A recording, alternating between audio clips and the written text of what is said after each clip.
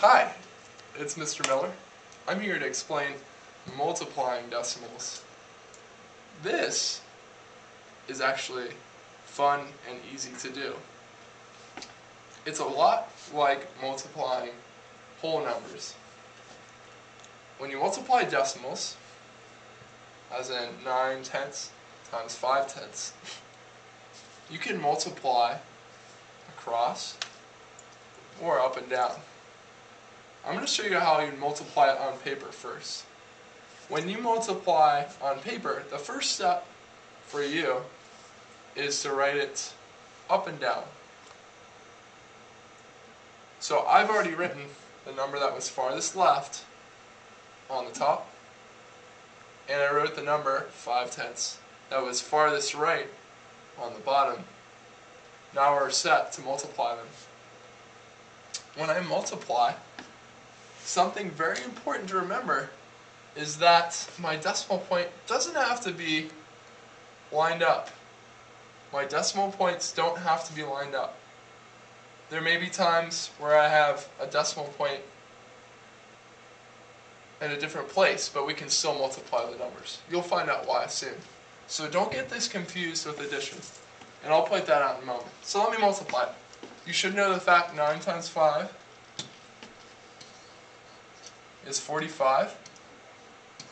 And I don't need to worry about these zeros because when I multiply 0 times something, I don't get anything anyway.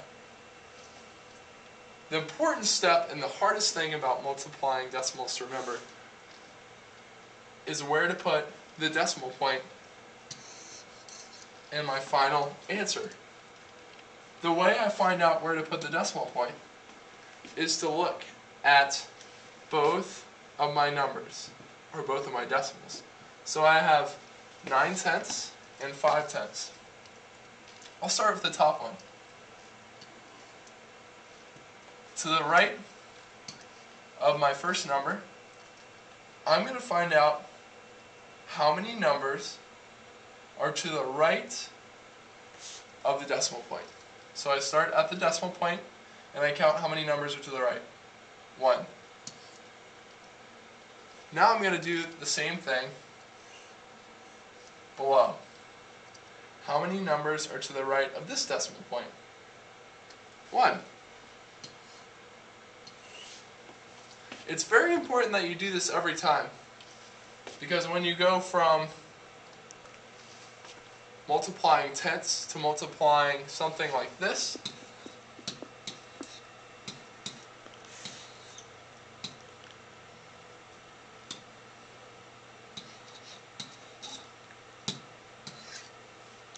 it's going to be a lot harder. You always have to count how many numbers are to the right. Let's go back to this problem now. I have one number to the right in this number and one digit to the right in this number. That gives me a total of 2 digits. Now I'm ready to put my decimal point in the final number. To do this, I start all the way to the right of my product, or my answer to the multiplication problem, and I'm going to move 2 places. I'll show you what that means now. So I go all the way to the right, and I'm going to go past 2 numbers. 1, 2. That shows me where to put my decimal point in.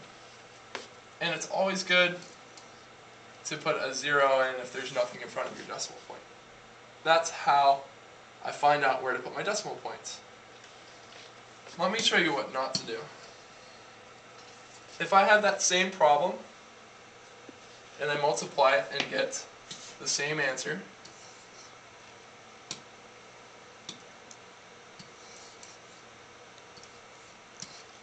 I don't want to bring my decimal straight down. That's what we do in addition. When we're doing multiplication, no, that's not right.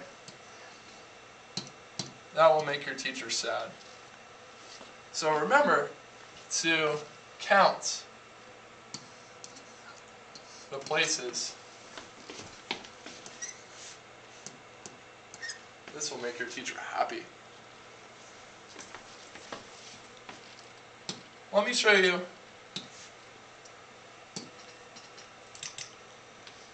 in full speed what this looks like so that you can get a good idea.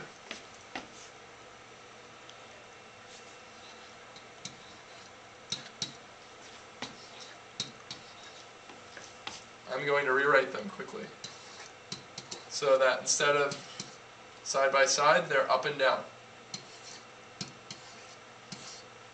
I'm going to multiply. 5 times 6 is 30. Now I'm going to count. Here's my decimal point, one number to the right. Here's my decimal point, one number to the right. Altogether, that gives me 2 numbers.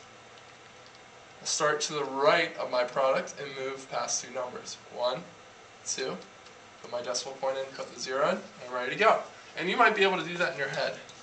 5 times 6 is 30. One place. 1 place. 1 plus 1 is 2. So I'm going to go all the way to the right and move 1, 2 places and get my answer.